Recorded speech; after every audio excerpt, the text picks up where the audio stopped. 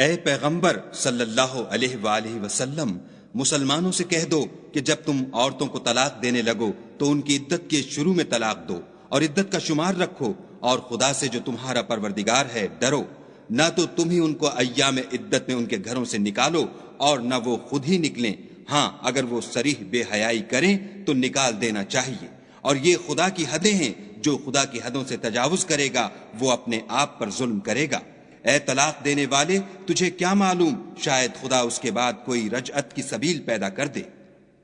پھر جب وہ اپنی میعاد یعنی انقضاء عدت کے قریب پہنچ جائیں تو یا تو ان کو اچھی طرح سے زوجیت میں رہنے دو یا اچھی طرح سے علیحدہ کر دو، اور اپنے میں سے 2 منصف مردوں کو گواہ کر لو، اور گواہو خدا کے لیے درست گواہی دینا۔ ان باتوں سے اس شخص کو نصیحت کی جاتی ہے جو خدا پر اور روز آخرت پر ایمان رکھتا ہے، اور جو کوئی خدا سے ڈرے گا وہ اس کے لیے رنج و محن سے مخلصی کی صورت پیدا کر دے گا، اور اس کو ایسی جگہ سے رزق دے گا جہاں سے وہم و گمان بھی نہ ہو، اور جو خدا پر بھروسہ رکھے گا تو وہ اس کو کفایت کرے گا۔ خدا اپنے کام کو جو وہ کرنا چاہتا ہے پورا کر دیتا ہے، خدا نے ہر چیز کا اندازہ مقرر کر رکھا ہے۔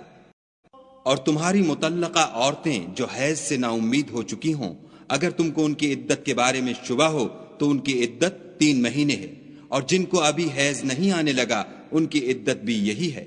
اور حمل والی عورتوں کی عدت وضع حمل یعنی بچہ جننے تک ہے، اور جو خدا سے ڈرے گا خدا اس کے کام میں سہولت پیدا کر دے گا۔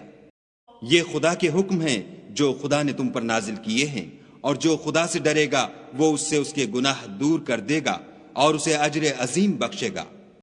مطلقہ عورتوں کو ایام عدت میں اپنے مقدور کے مطابق وہیں رکھو جہاں خود رہتے ہو، اور ان کو تنگ کرنے کے لیے تکلیف نہ دو،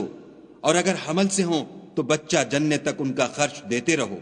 پھر اگر وہ بچے کو تمہارے کہنے سے دودھ پلائیں تو ان کو ان کی اجرت دو، اور بچے کے بارے میں پسندیدہ طریق سے موافقت رکھو، اور اگر باہم ضد اور نا اتفاقی کرو گے تو بچے کو اس کے باپ کے کہنے سے کوئی اور عورت دودھ پلائے گی۔ صاحب وسعت کو اپنی وسعت کے مطابق خرچ کرنا چاہیے، اور جس کے رزق میں تنگی ہو وہ جتنا خدا نے اس کو دیا ہے اس کے موافق خرچ کرے۔ خدا کسی کو تکلیف نہیں دیتا مگر اسی کے مطابق جو اس کو دیا ہے، اور خدا ان قریب تنگی کے بعد کشائش بخشے گا۔ اور بہت سی بستیوں کے رہنے والوں نے اپنے پروردگار اور اس کے پیغمبروں کے احکام سے سرکشی کی تو ہم نے ان کو سخت حساب میں پکڑ لیا، اور ان پر ایسا عذاب نازل کیا جو نہ دیکھا تھا نہ سنا۔